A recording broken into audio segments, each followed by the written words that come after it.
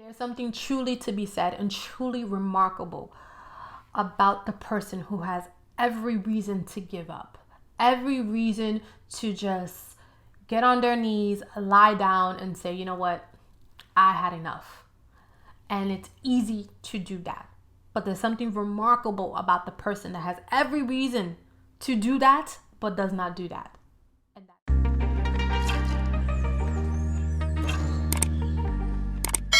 Hey guys, welcome back to Refining with Jessie, the life coach. So I hope everybody has been fabulous, been doing well, been getting on their game, getting organized. If you are new here, my name is Jessie. I am a life coach, and we do a little bit of everything on this channel, from organizing our homes to organizing our lives to organizing our emotions to just getting everything in check and celebrating our spirituality and having self-love for oneself. So guys, I just want to give a shout out to everybody who's been loving the new organizing videos. Thank you so much for the love and the support. You guys send me the best messages, and I really appreciate it. And I love them, and I'm glad that I can offer some assistance and help. So I'm happy that you guys have been finding it helpful. On that note, we're gonna be having a video on small kitchen organization, because I have a small kitchen and it's a struggle. So if you're one of those people and you struggle with just ways of just maximizing your space, I have a video coming up for that, so you don't want to miss that. But today we're actually going to be taking a subscriber question. If you're new here and you have no idea what a subscriber question is, it is my way of giving back. So if you have a question, a dilemma, something you're dealing with on an emotional level, on a spiritual level, of something you're dealing with just in your home, organizing, or just getting anything organized and getting it on point, getting it straight, you can actually write into me. You can actually do it anonymous, or you could just do it on the YouTube page. And just actually write out your question, and I'll try my best to get back to you and just offer you some assistance. Okay, so we're gonna get into the subscriber question. I'm gonna read it off my phone so I can make sure that I get it right. So the question is, I know you lost your mom fairly recently. My condolences, but you seem fine. I have been really struggling after a year of losing my loved one. Any advice on how to forget and move on? Krista. So she said she didn't mind sharing her name, so we are going to address her personally. Her name is Krista, so this one is for you, Krista. So first things first is I'm actually gonna I'm gonna go into a story. This is something that actually happened to me yesterday that kind of alludes to this, that I feel the need to share. And I promise it's all gonna make sense, so I'm gonna make it make sense.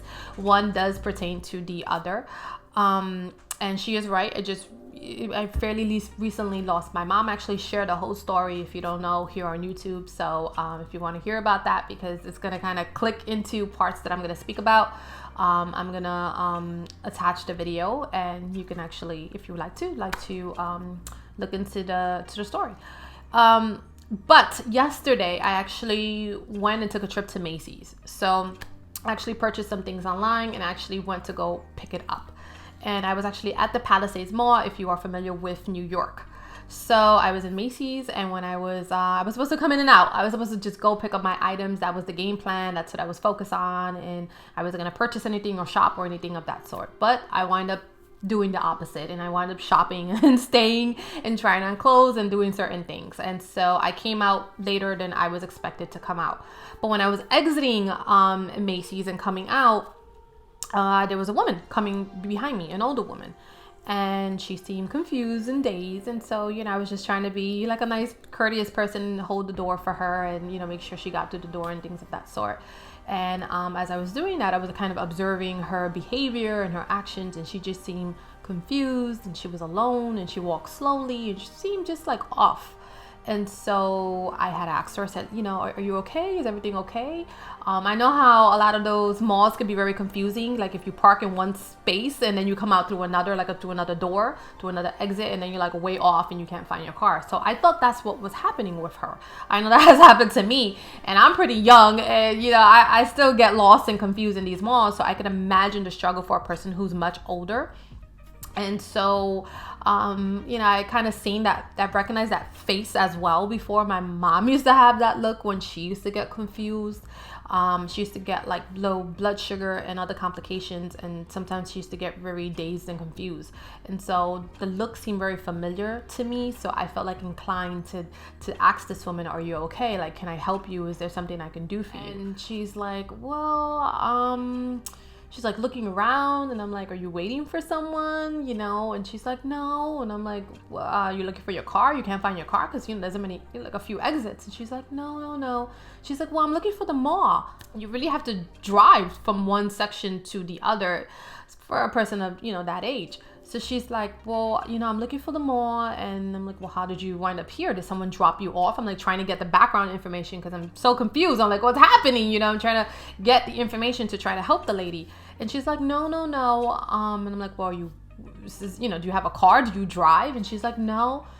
And I'm like, "Well, I don't really know how to, dictate how to get to the mall. But, I'm like, I'm going that direction. If you want, I can just, give you a lift. It's like literally like a second, And so she's like, "Okay, I'll go with you because I need to go to the mall." And I'm like, "Well, do you know what store you need to go to?" And she's like thinking and looks really confused.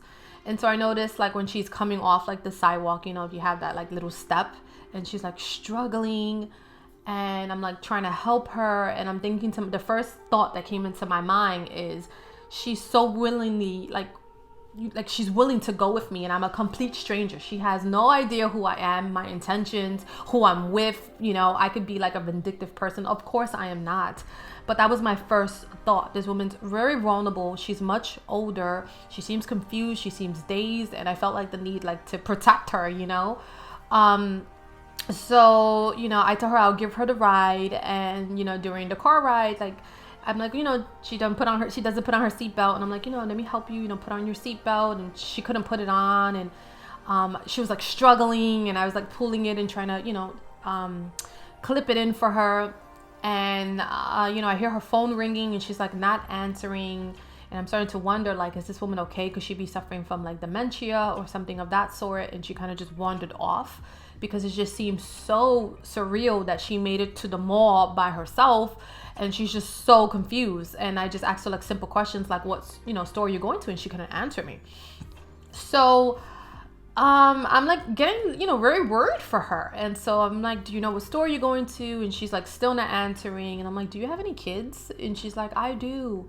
And I'm like, "Okay, you don't come to the mall with your kids?" And she doesn't answer me.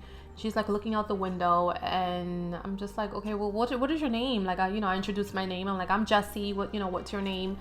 And she did answer me. Her name was Oiga. So I don't know if she didn't speak English that well, and I don't know what nationality she was. She looked like she could have been like from the islands, or maybe like from Haiti or Dominican Republic. So I don't know if there was like a language barrier. That's what it kind of seemed like. And so she was just like really quiet. And then she like, I'm driving her to the mall, and in the mix of it, she's just like, "My husband died." And I'm like, "I'm sorry." She spoke really low, so it was really hard to understand her. I'm like, "I'm sorry, what did you say?" And she's like, "My husband died." And I'm like, "Your husband died?" And I'm like, "Recently? Like he just died?" And she doesn't answer. And I'm like, "Okay." And then like I asked her again. I'm like, "You said something about your husband? Your husband passed?" And she's like, "Yeah." And I'm like, "Well, how long ago?" And she's like, 6 months. And I'm like, "Oh, I'm so sorry to hear that, And then she just stays quiet. She's just like looking out the window.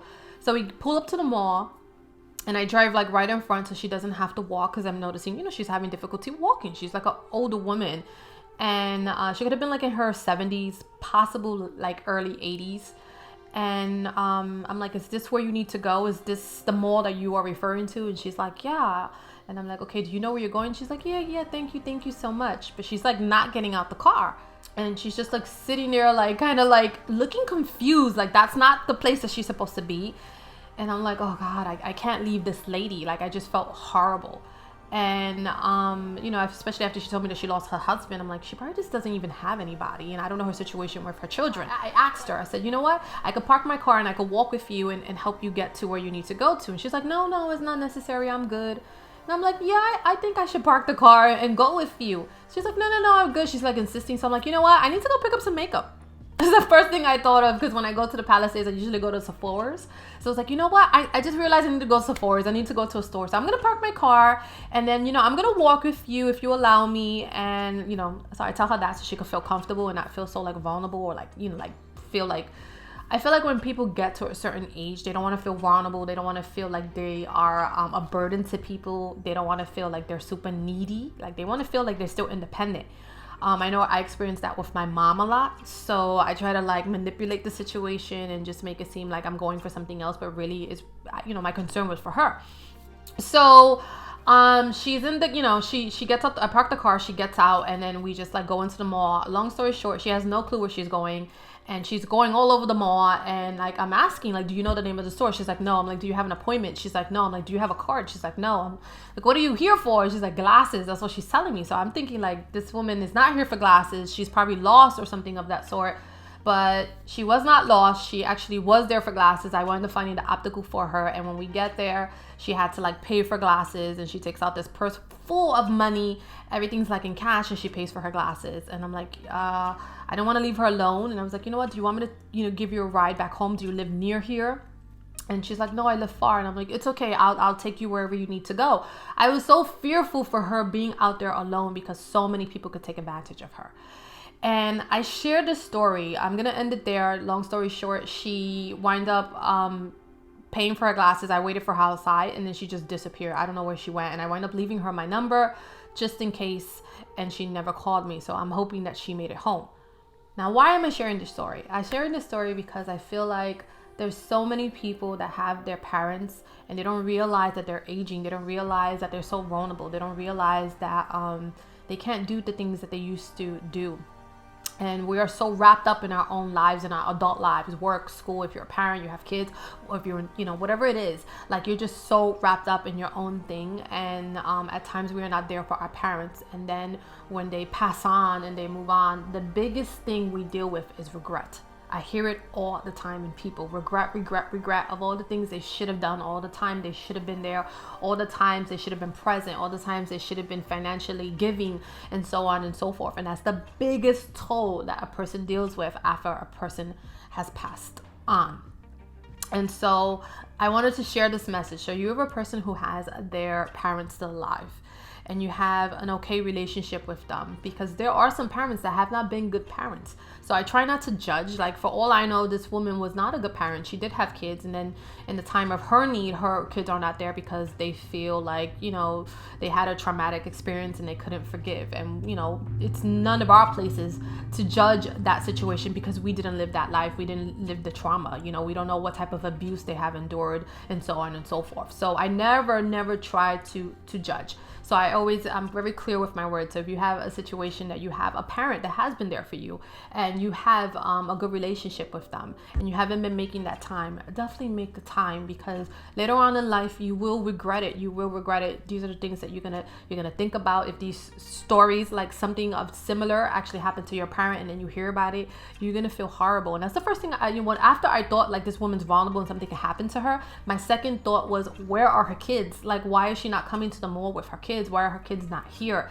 And it made me so emotional, because this has been the week of the passing of my mom, her anniversary, her 1-year anniversary. So she was already heavy on my mind.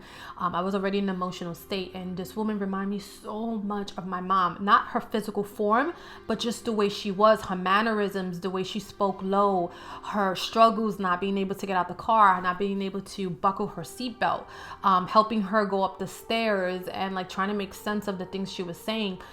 It was just like, it hit home, and it was just so crazy that it actually happened on the anniversary of my mom's death. Like, it was like the day after I meet this woman, and I was thinking to myself, why me? At times I always think to myself, why me? And I actually know why me. I know, because if it was someone else, they might have taken advantage of that situation. And for me, I would never think of doing that. And I always go above and beyond to help people of that sort, because I hold a space. I remember how the struggle, and I have empathy for them. And so I try my best to make sure that they don't fall into the wrong hands and help them. So that's one message I just wanted to share, because I feel like it was such an impactful moment. And there's so many people that we just take for granted the time that we have with our loved ones, not realizing that at times, you know, they need us, especially parents. Like when they get older, they are getting older and they need us. That we fail to be cognizant of that. Majority of the time, we still see them in those eyes of when we are younger or we are children, and we see them so strong. Like majority of the time, like our parents are our heroes. Like they defeat everything. We see them go through so much, and it's almost like they're like a superhero to us. We don't see them in the real light that they are. Human beings who are aging, who are struggling, who are vulnerable, who actually need us. And we forget that now we have to take kind of that role of being that caregiver. And at times we feel burdened and we feel like it's unfair, and we feel like we got so many things going on that we don't have time for that. But like I said, if you are in that predicament and you have that parent that needs you, always make time. Always make time, because when they are gone, that is the biggest impact you're going to feel. The biggest impact is going to be those times that you were not there. You're going to feel regret for those times you made situations more difficult, for situations you could have helped. You are going to feel it. And when you are there, when they do pass on, you don't feel that. You don't feel that guilt. I think we all feel like a little sense of guilt for something, right? But for the most part, you're not going to feel it heavy. And I know for me, I did not feel that. I didn't feel like this heaviness that I wasn't there ever for my mom. One thing that really helped me getting over her death is I didn't feel that big sense of grief that was just like sucking me down of regret. I did have a little bit of regret. I'm not going to get into it in this video because I spoke all about it in the video when I speak about her death and how. After we deal with our feelings, when you're dealing with any type of loss, it don't even have to be a death, because sometimes we lose people, you know, in our lives, and I mean like relationships, we have to let them go, and we go through a grieving process. It feels like a death. It feels like a death because we are no longer attached to them. We know we're not going to be able to share times with them. We know we're not going to be able to have what we had with them before, that bond. We're not going to be able to see them all the time, so on and so forth. So it feels like a death. But when you are dealing with a death, you definitely have to make sure you're feeling your feelings. That is so important. That's one thing I always do. Like I just spoke to you guys about this week. I was super emotional. And I think for my last video that I uploaded was like 2 weeks ago. So I have videos in rotation, but I need to edit them and I need to do certain things for them to get on, you know, in here for you to view. So it does take energy. It does take time. And you also need to be in that mind space to be able to work on it. And I just wasn't in that mind space. And so I gave myself that break.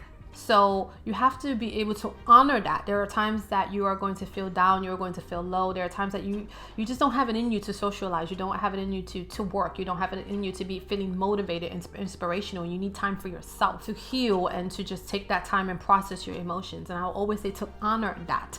Not only honor it, but be honest. A lot of people feel like when you express your emotions and you share with people things that have hurt you and harm you, and people who have betrayed you and things of that sort, like just to share it is like a sense of weakness. You have to be vulnerable and you have to be open with that vulnerability. For me, I know I was brought up to believe like vulnerability was such a weakness. It was something that you can't show. Like don't show people that they hurt you. Don't show people, don't let them see you crying and things of that sort, and don't speak about it, right? And I think that was like the worst advice I could have ever gotten, and one of the biggest perspectives I had to change and heal within myself. And now I'm very open, and it's because it's, number one, it's super healing, and number two, the biggest flex and the biggest strength you could ever show anybody is your vulnerability, and show them that you're still strong in that vulnerability. It's, you know, you express your vulnerability, but also you own it. Owning it is what makes you so strong. Being able to say like, I was here, I was down and out, but you know what? I got back up. I was able to deal with this. Yeah, it hurt like hell, but I was able to move on. That is your biggest flex in life, is to be able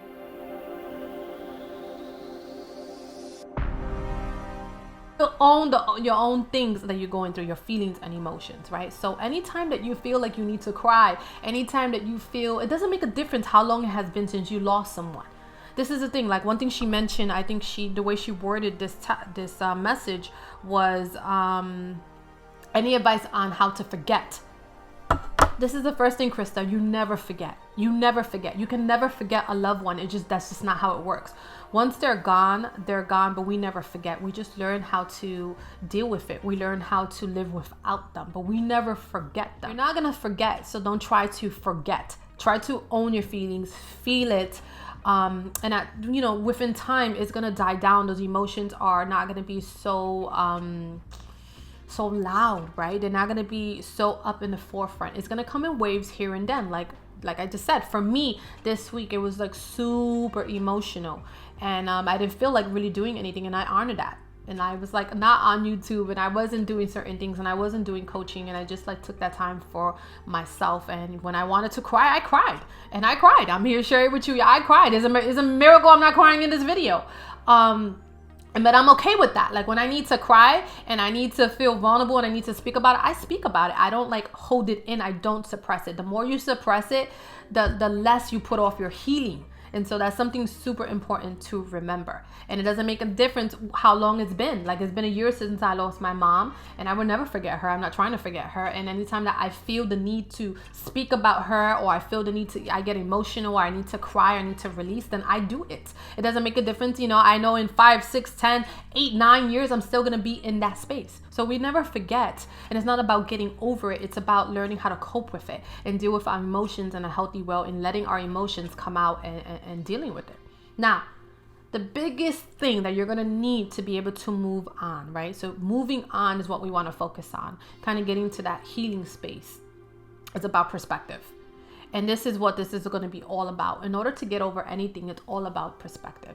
So when you deal with a loved one's death, there's only two perspectives that you can take on. You could take on the perspective that this person is gone. It is unfair, and I'm so angry, and I'm so upset, and I can't live without them kind of deal. And why were they taken from me? That's one perspective to have. And then the other perspective to have is to be grateful and thankful for the time you spent together. And this is the perspective you need to have. This is what helped me get through it. You can actually just shut down from the pain, be on your knees, and just wish and hope every day that they are here with you. Or you can actually just open your eyes to the gift of actually having them still here with you, just in a different form. You can allow the situation to make you closed off.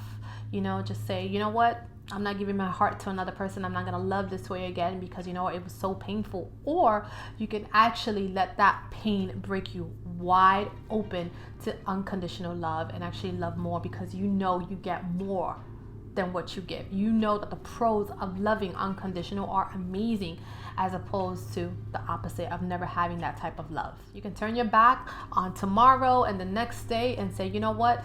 Without them, I can't go on. Or you know what? You can actually embrace the next day. Open your eyes to everything that they left behind for you, right? So you can actually have a sustainable, loving, caring, and beautiful life. You can allow your heart to be empty. You can allow your heart and your soul to just be bitter and angry and resentful, and start embracing toxic ways. Or you can let your heart be filled with love and just peace for yourself, and peace in knowing that this person is at peace. Because I truly believe that afterlife is just an amazing place, filled with no types of heaviness that we experience here on the earthly physical planes. It's just a different place where there's no worries and no anxiety and no pressure and no no struggles. It's just your mind is free.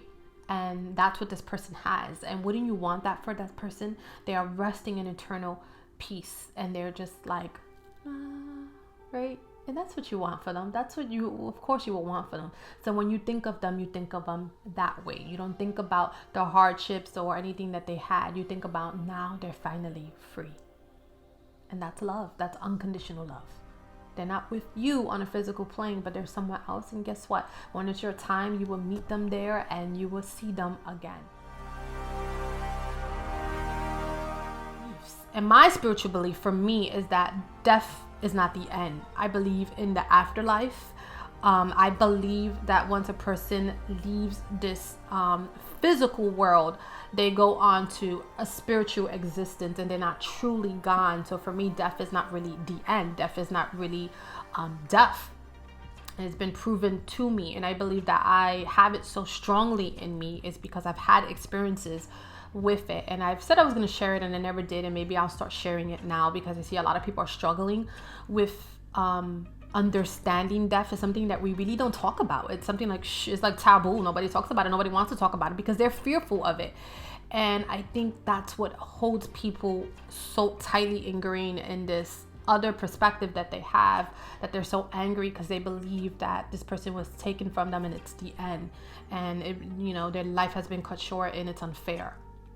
And they don't realize that there's a whole nother life waiting for them that's beautiful, that is filled with unconditional love. It's filled with just a beautiful enlightenment and the type of world that we always dream of having. And so I believe my mom is in that world. And so for me, it made it easier. Not only that, but I didn't take on this perspective like my mom is gone. I was honored to have her in my life and be a part of her life. Like, I own that I had her for 71 years. And for me, that was a privilege. I didn't think of like, wow, she was taking from me at 71 years old, and I'm gonna live this life 40-50 years without her. In the beginning, yes, when I was stuck in emotions, that's how I felt. Like, oh my God, it's so unfair. Everybody gets their parent to they're 100 years old. Like, why couldn't that happen for my mom? And I felt like she was gypped in life, and yes, and all those things.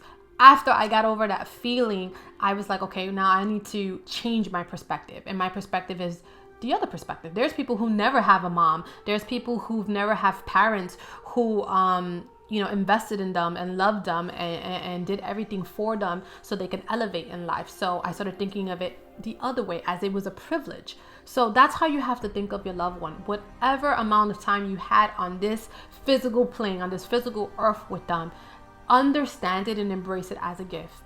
Think of how beautiful it was that this person came into your life. Think about how beautiful it was that they chose you.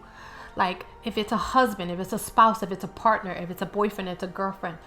Think about the gift that you were given, that you were able to actually have an experience with them, and you were able to share fun times with them and love them and be around them and experience them in this lifetime. They could have chose anyone, right? And you could have chose anyone, but you chose each other.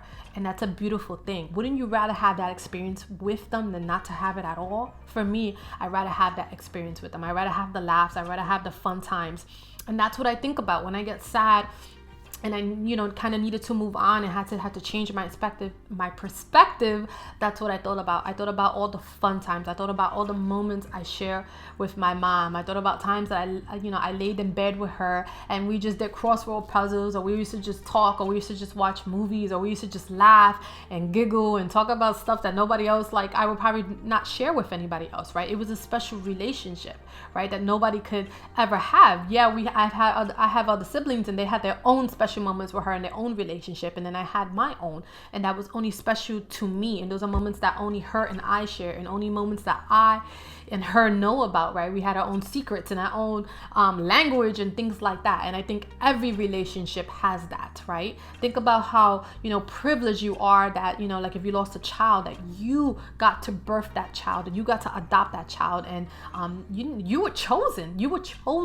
Think about the miracle it is to just even have a child, and you brought this life into the world, or you chose to adopt this child out of all the kids in the world before they went on to their afterlife. Think about them as angels that came into your life to bring you something, to share moments with, to have those special times with, right? That's super special. It's a gift. So think about that. Don't think about the fact that you lost them, because you technically haven't lost them. You lost them on a physical plane, yes, and I know it's not the same, and you have to understand that everything done from the perspective of the body, that dies. But everything that is done on an unconscious level, on a level within the soul, within the spirit, that lives on, right? So this person will always live on in your heart, in your soul, in your spirit. And if you're able to embrace that spiritual aspect and believe it, really believe that there is another side, you'll be able to even connect with them, right? But you need to be able to be a believer. You have to be awakened to that conscious level, right? Because not everyone is awakened. Not everyone is conscious. Not everyone lives in that spirituality. But the more you dive into it and the more you believe, yes, you will start feeling them on different levels. They'll come to you in your dreams. They'll come to you in different messages. You'll hear them or their messages or what they will want to say in song. And I promise you that is real. So hang on to your faith. Hang on to your spirituality and hang on to the fact that you had them. You share this lifetime with them, and that is amazing. It's a gift, it's a privilege, it's an honor. And always honor their memory, because what any loved one will want for you is to be happy. So a lot of people struggle with moving on because they feel guilty, as you know, you're living life and this person didn't get that, or you should be living life with this person and they're not here now. But they would never want you to be miserable, because that's not what love is. Love is all about, I love you. I would love to spare this time with you, but if I'm not with you, I still want you to be happy with another. I still want you to be happy in life. I still want you to make good decisions for yourself. I still want you to expand. I still want you to elevate. I still want you to celebrate. I want you to smile. I want you to be happy. I want you to laugh. I want you to laugh until your belly hurts, right? I want you to embrace life. I want you to travel. I want you to just live your dreams. Everything that you talk to this person about, or you were going to do with this person, go and do it. Go and do it in honor of their memory. And they'll be by you. They'll be by your side every step of the way, and you take them with you. Take them with you. Honor the person, Krista. Honor your loved one. Change your perspective. Be happy that you even encountered them into this lifetime. It is a miracle. It is a blessing. It is a privilege. And little by little, you will get there. It's not about forgetting about them. It's about slowly just embracing life and learning how to just balance your emotions, ground yourself, and continue taking them every step of the way. So I hope this video has helped you. I hope this advice has helped you. If you need more, advice, or you're looking for more spiritual counseling and counseling in regards to losing a loved one or death, and you're struggling to get through, I do coaching for it. As you know, I experienced it firsthand, and I'm out here trying my best to live my best life and, go on with life. So I always tell people one of the best coaches to get deal with someone who has gone through it, because they'll show you their proof that, this is validation that if I can do it, you can do it. We all can do it, right? We all are able to heal ourselves and get through to the other side. It's just all about your perspective. And sometimes we struggle of, keeping that perspective for ourselves. And that's when we need a little bit of a helping hand. And there's nothing wrong with that.